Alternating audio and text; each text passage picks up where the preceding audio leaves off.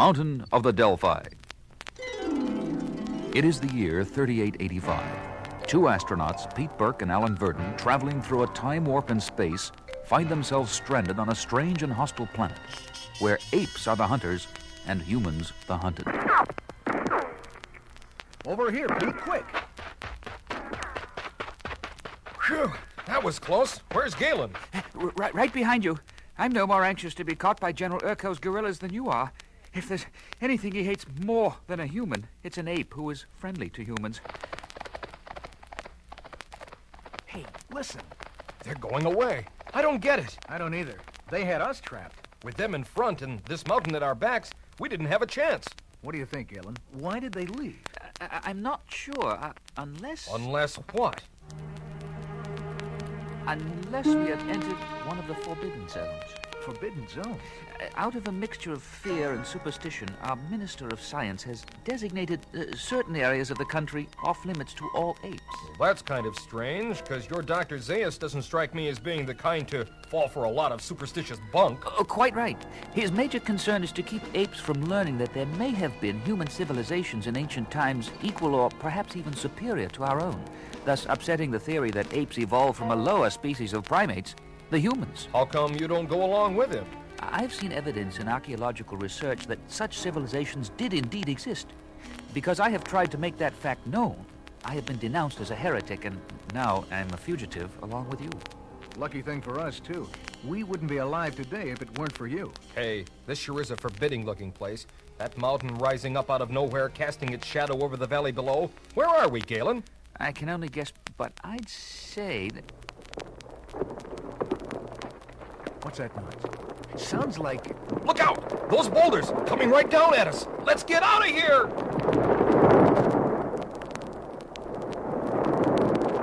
Wow! An avalanche! As if we hadn't gotten enough trouble dodging General Urko and his gorillas. That was no avalanche. What do you mean? Look up there. Men! Cavemen! Right out of the Stone Age! Well, oh, Pete. Yes, just what I thought.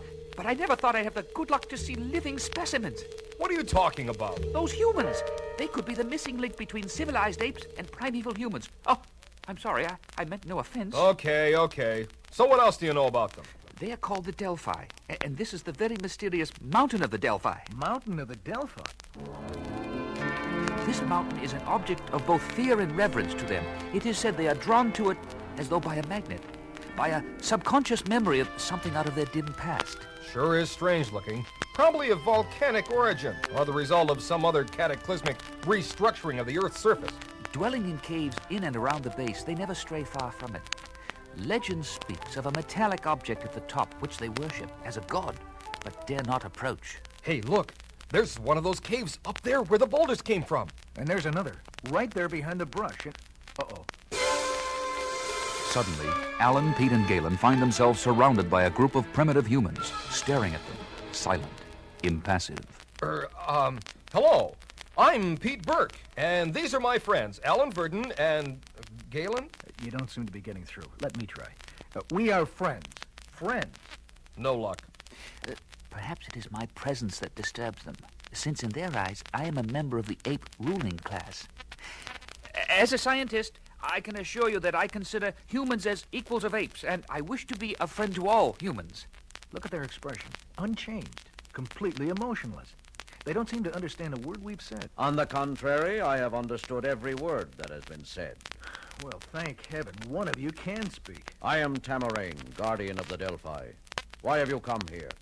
We seek refuge from the gorillas, nothing more. The mountain has been our refuge for uncounted generations. But we endanger our security and our future if we give aid to escaped slaves. We're not slaves. We are astronauts. Astronauts? We came from another planet, another world out there in space called Earth. Earth?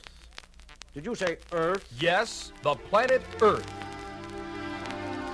At last, the prophecy of the Delphi has come true. What prophecy? It is written that the survival of civilization is in the hands of men of Earth, and that one day they will descend from the skies to lead us to the land of promise, where all living things dwell together in unending peace and harmony. Amazing how that concept in one form or another appears in the tradition of so many and varied civilizations. Even among the apes? Even among the apes. Though in our book of life, it is an ape who will lead the way. Come, we must hurry. If the gorillas know of your origin, you are in greater danger than I thought. Hey, hold it. You're taking us up toward the spot where those boulders came down. How do we know it won't happen again? Braylock has been warned. Who is Braylock? He is in charge of defense of the mountain. Young and impetuous and naturally suspicious of strangers. But you are safe. Just follow me. Where to? Up to the great hall of the mountain, where my people gather in time of danger.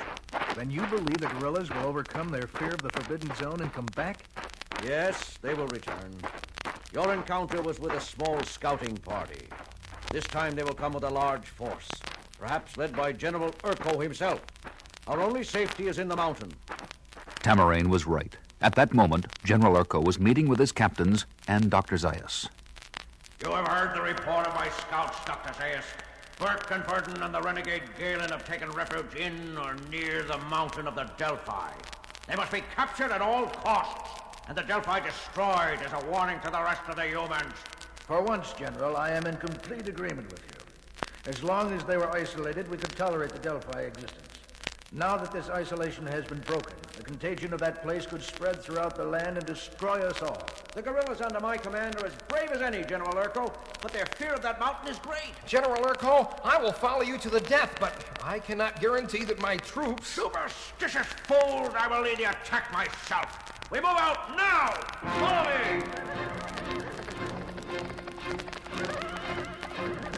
In the meantime, Tamarane and the three fugitives approached the cave entrance leading to the Great Hall. Wow, 200 feet of sheer cliff behind us, straight down. Yeah, and only one narrow footpath leading up here. With enough food and guns, this place could be held indefinitely. Come, we have no time to lose. Entering the cave single file, they walked through a long, twisting tunnel. Rounding one last corner, they stopped suddenly and gazed in amazement at the sight before them. It's like a cathedral. No wonder they call it the Great Hall. And look there, relics of an ancient civilization. A veritable treasure house of archaeological significance. Look here, Pete. Steel rails and some cobblestone. And that thing sticking up like a stalagmite. It's a steeple, the top of an old church. Are you thinking what I'm thinking? Way ahead of you. This mountain stands where once a great city stood. And the Delphi, this handful of primitive humans, must be the descendants of the people of that city. Clinging to the mountain like a security blanket. Look, Tamarine's getting up on that pulpit. He's going to speak. Hear me, my people. This day have come among us three strangers, as foretold in the Book of Wonders. Amen. This day is for us a day of glory, a day of deliverance. Amen. The people, they're not mutes. They're answering Tamarane like a congregation in a church. As it is written in the ancient scrolls of the Delphi, when in the course of human events, it becomes necessary. It becomes necessary. Good becomes Lord. necessary. Those words. It becomes necessary. Yeah, I know. Tamarane, the guerrillas are coming. A whole army led by General Urko. Prepare all defenses. Braylock! Where is Braylock? Suddenly, a secret stone door swings open, and Braylock enters the Great Hall. There is only one defense, Tamarane. Turn the strangers over to General Urko. What are you saying? Betray our friends? Never! He has given me his word that he will leave us in peace. You have spoken to him? While you played at being a soldier, I acted. He waits at the foot of the mountain for your decision. You fool! General Urko will not keep his word. There is his answer. He followed you to the secret entrance. You refuse? I refuse. Then I am taking command. You are through, Tamarane. Turning to the open door behind him, Braylock shouts to the guerrillas waiting below. Guards, up here! The fugitives are up here! Tamarane, in a fury, seizes an ancient pistol, fires a single shot, and Braylock falls dead in his tracks. Then, turning to the fugitive, Tamarane shouts, Come quick! Through here! Leading them through a secret door behind the pulpit, he points to a stairway carved out of stone. Follow those stairs to the top of the mountain. Go down the other side and you will find safety in the forest beyond. Aren't you coming with us? It is forbidden for any Delphi to approach the top of the mountain, home of Itrabil. Itrabil? God of the mountain, protector of the Delphi. My trust is in him. It is written that in the time of our greatest danger, Itrabil will speak, and our enemies will be destroyed. Go, now!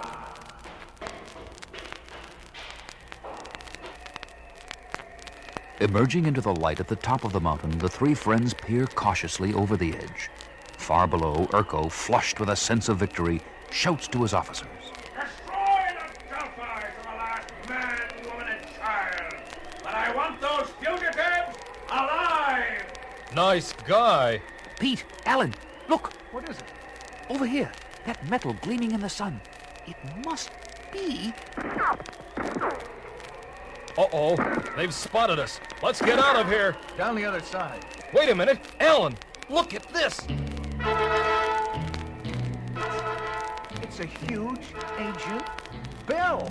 I'd estimate its weight at about 2,000 pounds with a rim diameter of about 12 feet. Some kind of inscription around the rim. Can't quite make it out. Looks like... What's that? The mountain is shaking.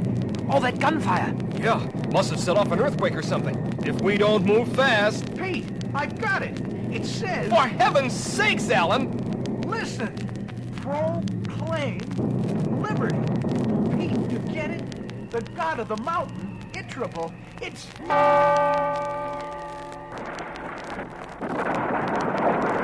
Galen, Alan, quick! Down here! With the mountain crumbling away almost beneath their feet, they race down the side, reaching the safety of the forest just as the proud home of the Delphi, with a final convulsive roar, dissolves into a massive heap of rubble, buried beneath a towering cloud of dust. Good Lord. Are you sure we didn't just dream there was a mountain there a few minutes ago? If it was a dream, then it was one dream that will never die. You speak in riddles. All I know is that the ruins of an ancient city, the richest archaeological treasures I've ever seen, may be lost for all time. And all I know is that a great man and his people died there today, never knowing that the voice of their god of the mountain, silent for over 2,000 years, was in fact the voice of the Liberty Bell of ancient Philadelphia.